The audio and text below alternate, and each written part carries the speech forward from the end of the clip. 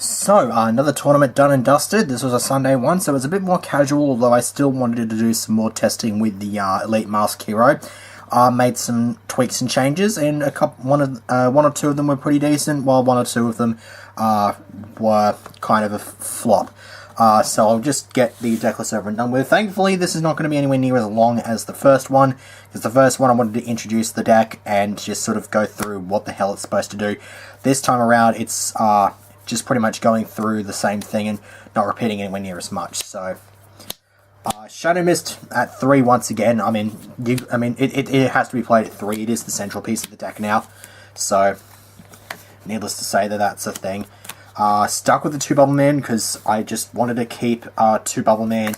I didn't like to have 3. I thought that it was going to clog.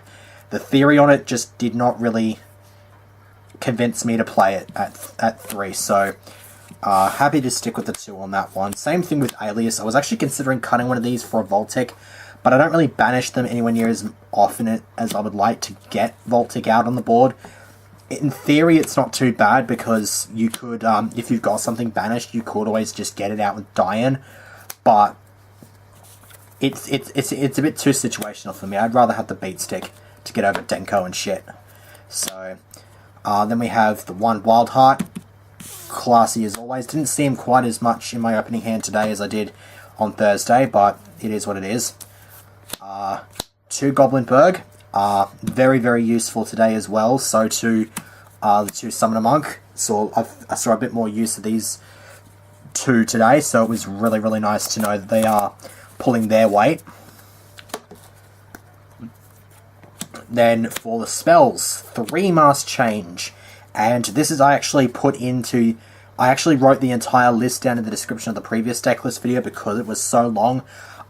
You'll notice I actually did have a Mask Change 2 in the list, which I decided to try out today. This exact list is the same as the one in the description of the previous video.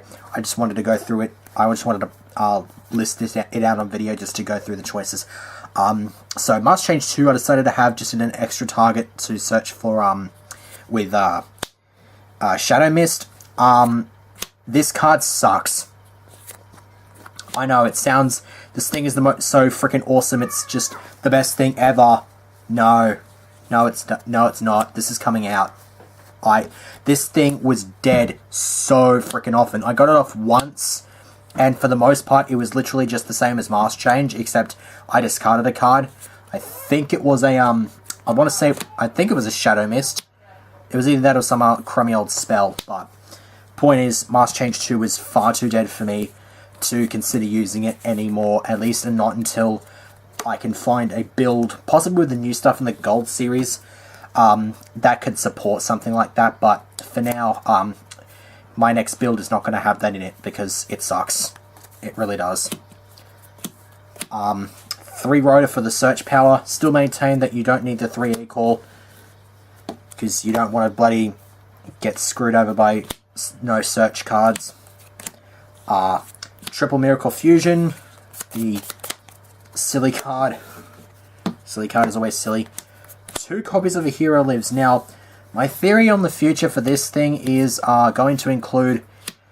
Essentially, I want to put it up to 3, because I think the thought process is I want to see it, but I don't want to use it quite as much. I'd probably like to, I suppose, because I didn't see it quite as much as I would have liked today, so it's making me want to try 3. I think I might have said something in the previous deck list about this, and it's come back to bite me on the ass.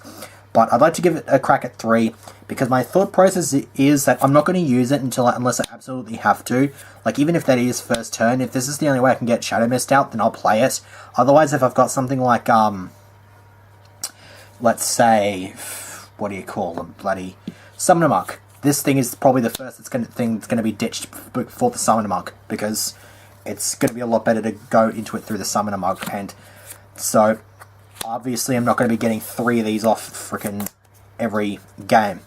My only concern with going 3 is just the clogginess sort of factor, but I'm going to give it a crack because in theory it seems like a decent choice.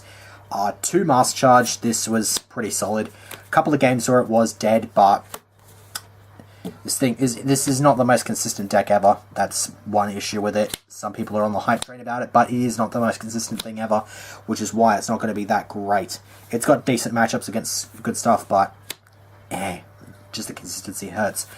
You'll find out why in the tournament report. 3 Miss T because Vanities can go screw itself. Book of Moon, Raigeki, Snatch, Steel to finish off the spell card lineup. I then have, for the traps, this was in the list as well, that was in the description of the previous video. I inverted the ratios for trap stun and call the haunted, so I'm now at 2 call and 3 trap stun. 3 trap stun was freaking amazing. I'm thinking though that I might actually go up to 3 call the haunted, because it is actually a pretty decent card to side out, and so it would be nice to have the option to just drop all 3 of these and put in something like Fairy Winds and a non-fusion area, or like basically just to have more room to put side cards in. Don't know why you'd put Fairy Wind and non-fusion area in the same deck unless they decide to just pull something stupid out of their hats and just be like Clearforce Channels, because that totally works. Then final 3 traps are the Warning, Bottomless, and Compulse. And I just bent that sleeve.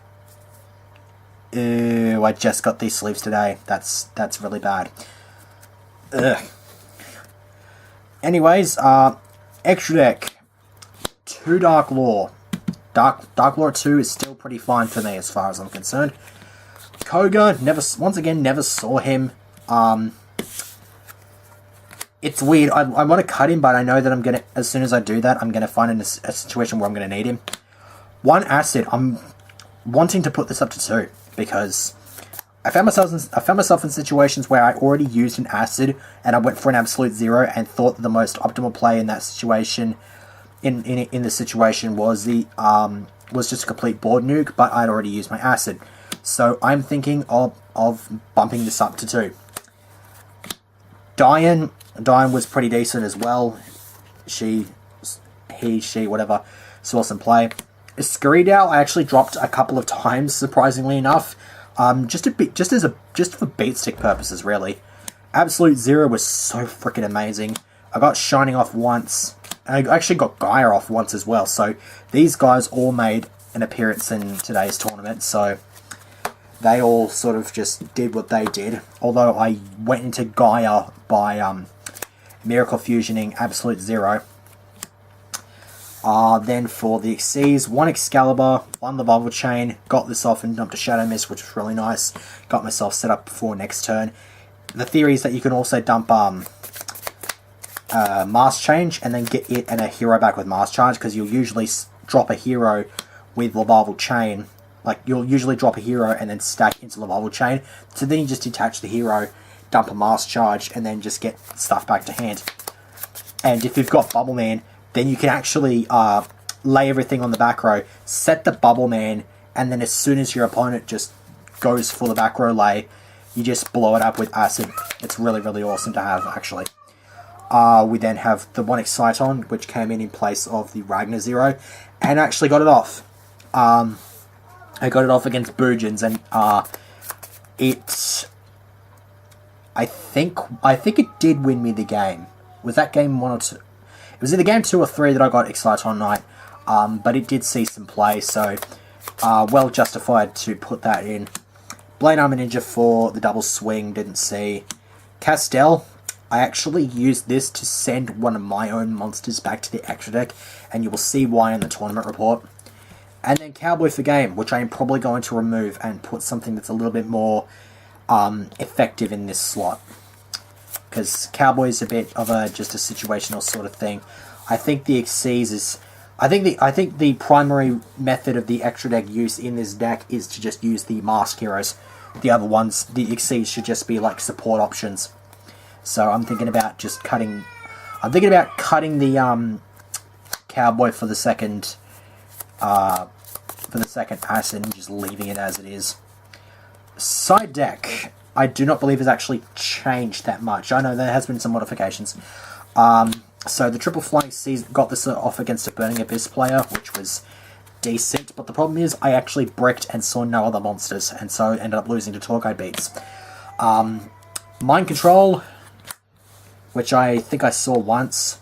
Defusion, because I didn't get any. I didn't see this because I didn't have any hero or shuttle matchups. Twister, Side of the Sin against stuff that I thought was going to have vanities, never saw it. Spell Shattering Arrow for Clifford's, never saw any.